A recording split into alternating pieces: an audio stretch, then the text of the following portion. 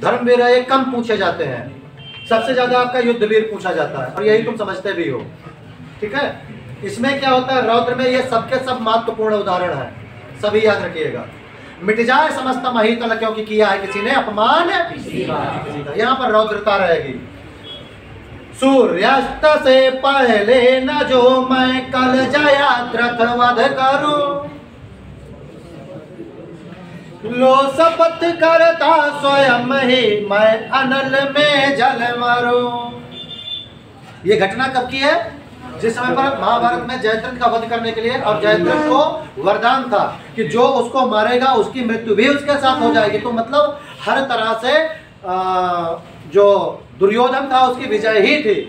अगर मारते तब भी ये मरते, अब नहीं मार रहे हैं तब तो फिर इधर जीत ही है। अब होता क्या है, ये शपथ ग्रहण कर लेते हैं कि आज सूर्यास्त से पहले यदि मैंने जयद्रथ का वध नहीं किया तो अपने प्राण त्याग दूंगा। क्या होता है यहाँ पर,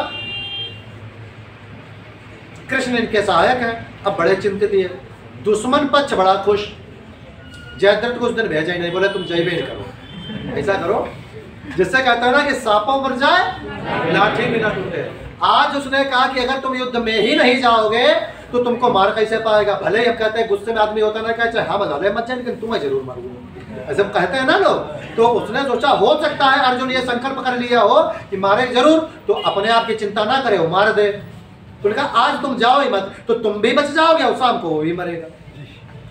ठीक भाई, मैं ही भेजा है। अब और ज्यादा चिंता, शाम होने को हो रही, कृष्ण के पास में कुंती माँ गई, कहने लगे कि बेटा अब तो दिक्कत है। बोले बुआ जी, बुआ रिश्ते में कहते थे। तो इन्होंने कहा आप चिंता ना करें, पांडवों में से 5 पांडव आपके हमेशा रहेंगे। वचन यही देते थे कि 5 जरूर रहेंगे, और थे 6। कर्ण भी इनका ही पुत्र था। तो इन्होंने क्या किया, शाम ढलने से पूर्व चक्र को आदेश दिया, सुदर्शन चक्र को, जाओ सूर्य के सामने लग जाओ जाके।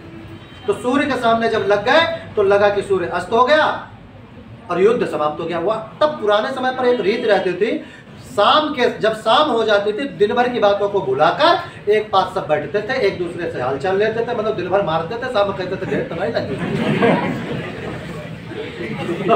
ये हाल हुआ करता था, बड़ा प्रेम देता, ऐसा वर्णन मिलता है हमको।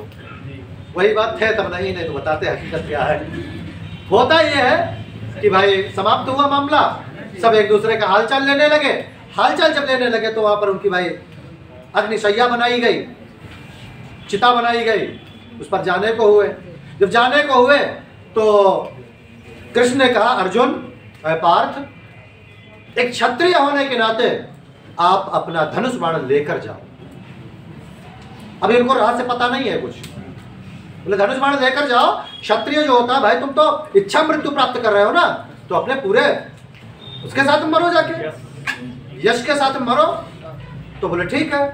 तो अर्जुन के धनुष का नाम पता क्या है? गांडीव। कृष्ण के धनुष का नाम सारंग। अभी क्या होता है, और शिव के धनुष का नाम पिनाक, पिनाक धनुष था वो। राम के धनुष का नाम कोदंड। धनुषों के भी नाम है, शंखों के नाम है, किसने कौन सा शंख बजाया था। सबके 5 पांडवों के शंखों के नाम अलग अलग हैं आपके। और ये बातें खूब पूछी जाती है कुछ परीक्षाओं में, आपके शिक्षा विभाग की जितनी परीक्षाएं होती हैं उनमें खूब पूछा जाता है। कृष्ण ने जो शंख बजाया था उसका नाम था पांचजन्य, पांचजन्य शंख था। ठीक है, इसी तरह भीम ने जो शंख बजाया था उसका नाम पौंड्र था, पौंड्र नाम का धनुष वो शंख था उनका। देवदत्त, सुघोष, मणिपुष्पक, ये सब शंखों के नाम है, सर्च करना, हमारे वीडियो सब पड़े हैं इसके भी। खैर आओ बात करते हैं इधर की।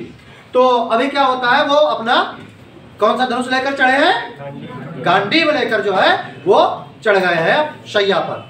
अब क्या होता है, जब शैया पर चढ़ गए और आग लगाने को हुई है उसमें, कृष्ण कहते हैं किससे?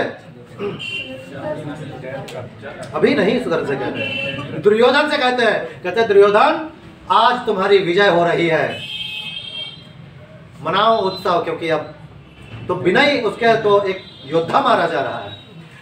दुर्योधन जो है ठाका मार के हंसता है। और आपको बता दूं, दुर्योधन का नाम दुर्योधन नहीं था, दुर्योधन का असली नाम था सुयोधन। सुयोधन। और आपको एक बात और भी गजब लग रही होगी कि दुर्योधन मतलब सुयोधन, और सुयोधन के पैर रोज शाम को दबाने आती थी लक्ष्मी।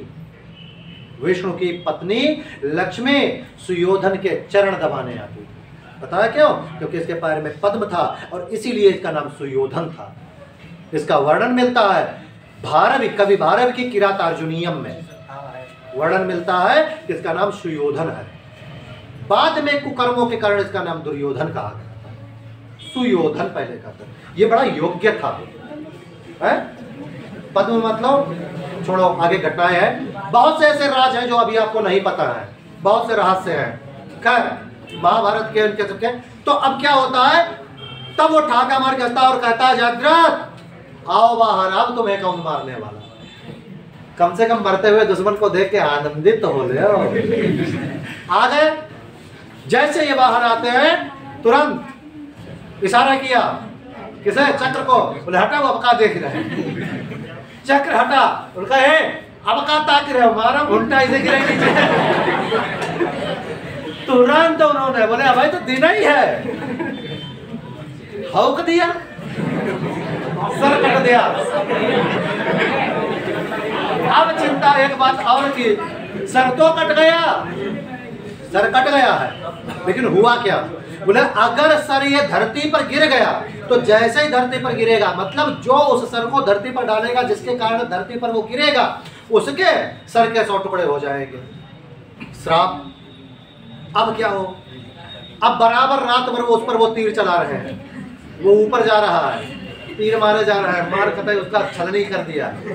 और सुबह प्रातः जब हुई है तो जयद्रथ के पिता सूर्य को अर्घ्य दे रहे थे,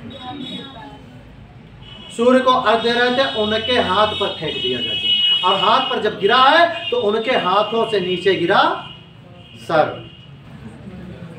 जयद्रथ और जयद्रथ के पिता, ये है कहानियां चीजों की। और आपको बता दो, सर्प को भी श्राप है। सर्प को अगर उसका वचन याद दिला दो तो सर्प कभी काटेगा नहीं। लेकिन ये किंवदंतियां हैं, कहाँ तक है कहाँ तक नहीं। हालांकि प्रयोग करने का इतना ज़्यादा मौका नहीं मिला हमें। एक वो घटना अभी मैं बताऊंगा आपको, पहले आप पढ़ लो, फिर मैं आपको साथ की घटना बताता हूँ। राजा जन्मेजय का नाम यह कि सुना है?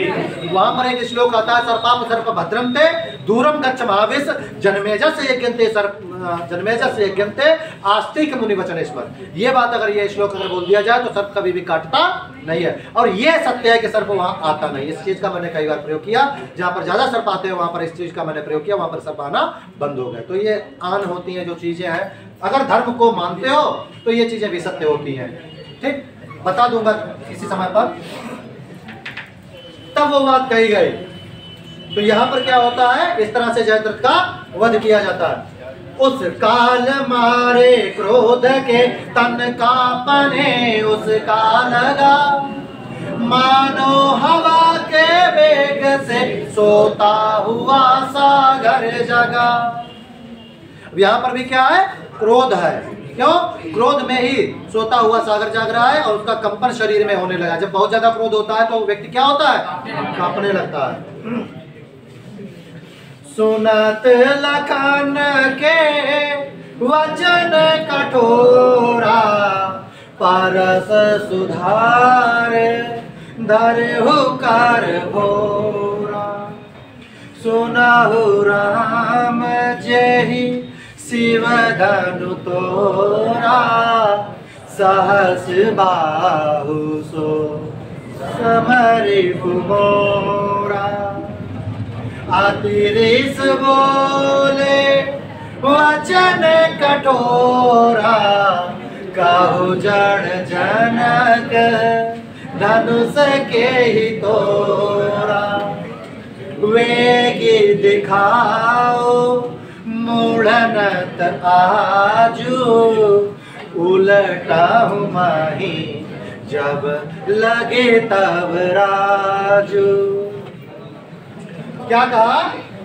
इसमें तुम्हें क्रोध आए नहीं, इसमें बड़ी मजा आ रही होगी। सुनत लखन के वचन कठोरा, परसु सुधार धर हुकर घोरा। लक्ष्मण ने जैसे हंसी ठिठोली करी, बोले ऐसी धनुया तुमने छोटे बहुत तोड़ी रहा है। अच्छा, शिव के धनुष को तू धनुया कह रहा है? शंकर जी का वो धनुष था, शिव धनुष तोड़ा था। सुनत लखन के वचन कठोरा, परस सुधार धरे कर घोरा। परस माने फरसा,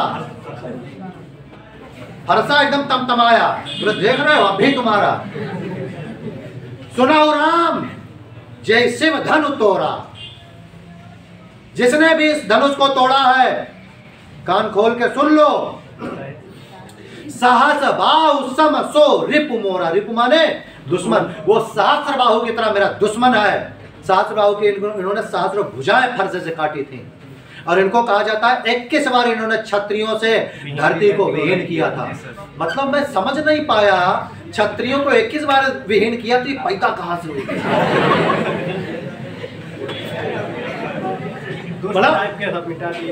पता नहीं भगवान जाने कहां से वैसे।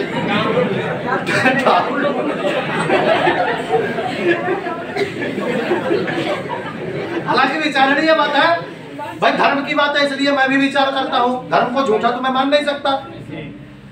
साफ साफ वर्णन है, परशुराम क्षत्रिय नासा। 21 बार क्षत्रिय, पूरी धरती को क्षत्रियों से विहीन किया। अरे एक बार विहीन कर दिया तो जड़ ही खत्म हो गई, फिर कहां से आए? और फिर हुई गए, फिर मिटा दिया, फिर भाई फिर मिटाया, 21 बार मिटाया, फिर वो पैदा हो गए। रक्त बीज है का रक्त धरती पर गिरे वो पैदा हो गए। सुना है रक्त बीज का नाम? ये भी एक दैत्य था, रक्त बीज। सुनाओ राम जय शिव धनु तोड़ा, सहस बाहु सम सो रिपु मोरा। रिपु माने दुश्मन, मेरा दुश्मन है वो, और मैं उसको मारूंगा। क्यों? बोले सुनत वचन के लखन कठोरा। सुनत लखन के वचन कठोरा, कठोर वचनों को परस, फिर क्या अतिरिस बोले वचन कठोरा, फिर से अत्यंत क्रोध में बोले। सुनाऊ कहू जड़ जनक धनुष के ही तोड़ा।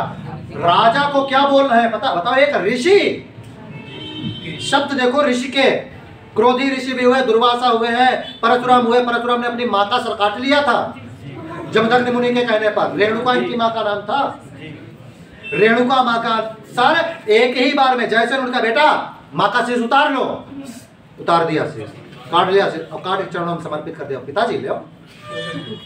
ऐसे जो अपनी माँ को मारने में क्षण भर ना गवाए। सोचो, कहा कहू जड़, जड़ माने मूर्ख, मूर्ख जनक। जनक को मूर्ख कहा, राजा को मूर्ख कहा, भरी सभा में मूर्ख कहा, स्वयंवर में जहां पर 10 दिशाओं से राजा आए थे। इतना शौर्य, इतनी क्षमता उसी में होगी जो वाकई उतना तेजवान होगा। बोले कहू जड़ जनक धनुष के ही तोड़ा। किसने धनुष तोड़ा? जल्दी बताओ मुझे। वेग दिखाओ, वेग माने बहुत जल्दी, वेग पूर्वक, वेग दिखाओ मूढ़। फिर से कहा है मूर्ख, वेग तुरंत मुझे बता, वेग दिखाओ मूढ़ नट आजू, आज ही उलटा हूं मैं ही धरती, धरती पलट दूंगा वहां तक जहां तक कंवर राजू, तेरा जहां तक राज्य है पूरी धरती को मैं पलट दूंगा। तुरंत दिखा मुझे।